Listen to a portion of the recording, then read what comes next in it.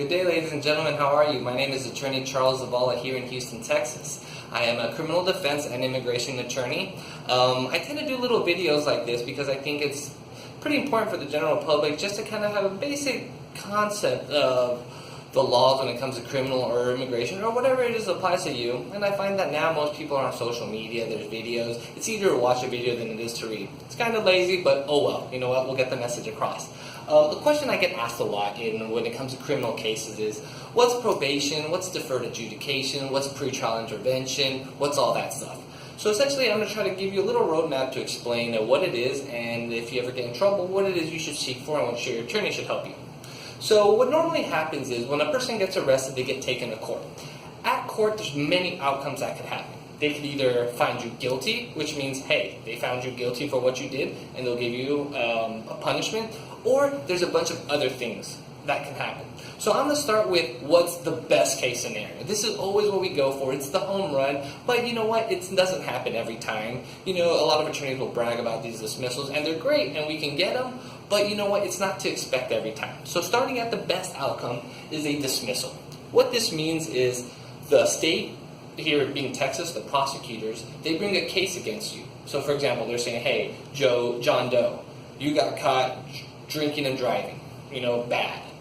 A dismissal means the state's coming back and saying, hey, you know what, we don't have enough proof, we can't really prove it, and because of that, we're going to dismiss the case. Sorry, our mistake. Kind of one of those situations. This is your best case scenario. That means you win, case is over, don't have to worry about it.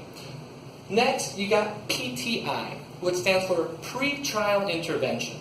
What that means is the prosecutors come to you or come to your lawyer and they're going to say, hey, listen, we're going to put this case on pause.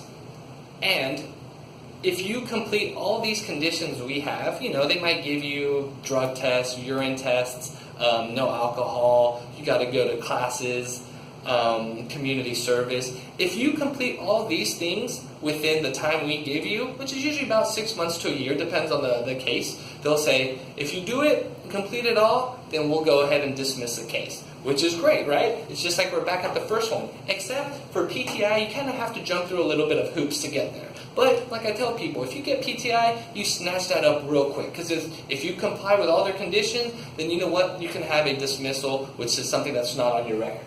So this is great. Then we got PTI. So then we got something called Deferred Adjudication. And I apologize for my penmanship. But we have Deferred Adjudication, and you'll hear this a lot.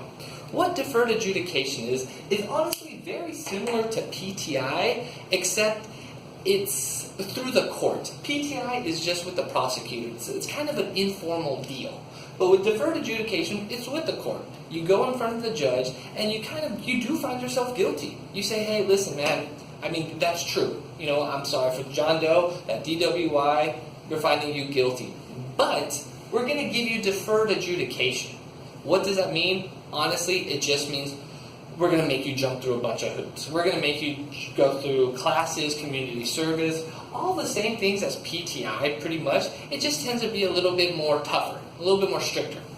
So once you complete Deferred Adjudication and you get it all done, hey, then you know what? Then you can get what's called expunged. And what that means is if you complete Deferred Adjudication, you go to your lawyer, ask for an expunction, it's an application you do in front of the court, that means that it will not be on your record anymore. Even though they did find you guilty, you can get it expunged so it's not going to be on your record, so they won't be able to find it, if you're doing a job search, stuff like that. So Deferred Adjudication is also a really good outcome.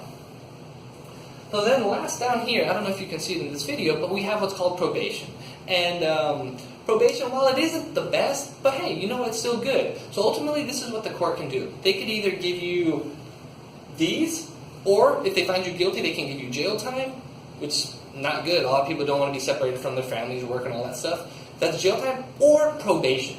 So for probation, you're going to have to find yourself guilty, unfortunately. However, the court will say, listen, we could give you up to 180 days in jail, but instead we're going to give you probation, which means they'll give you the stipulations. They'll say, go to community service. They'll give you the list of things you got to do. And if you complete all that, then hey, your case is over. However, the scary thing is with probation is and the Deferred Adjudication, and I guess PTI technically, if you don't complete those things, then you know what? You're back right where you started, and they can bring the case for you again. So like I always tell my clients, you know what? Yeah, we always want to swing for the home run. Absolutely. That's always what we want to do. But sometimes you also got to be realistic and know what you can get and what you cannot get. So anytime you're offered one of these, either pretrial intervention, deferred adjudication, they're great things. They're going to make you jump through the hoops, but it's absolutely worth it because your record's going to follow you for the rest of your life. So like I tell my clients, it's better to be smart now, be responsible now, so 10 years down the road you don't have a possession of drug charge on your record, or you have a driving while intoxicated on your record, okay? So if any of y'all have any questions, feel free to call me. My name is Attorney Charles Zavala. I'm here in Houston, Texas. Phone number is 832-819-3723. You can go ahead and like this video on Facebook or on YouTube or whatever social media outlet you're seeing on. Pass it along to your friends because, hey, you never know when you're going to get in problems, and when you do, it's good to have someone who knows what they're doing. Okay? Thank you and have a great day. Bye-bye.